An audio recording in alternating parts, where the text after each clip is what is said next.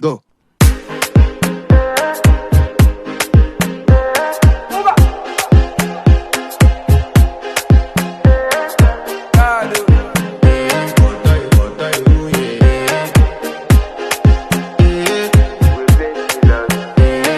To flex my love, I want to impress, and I want to carry my love away to a place she loves. I'm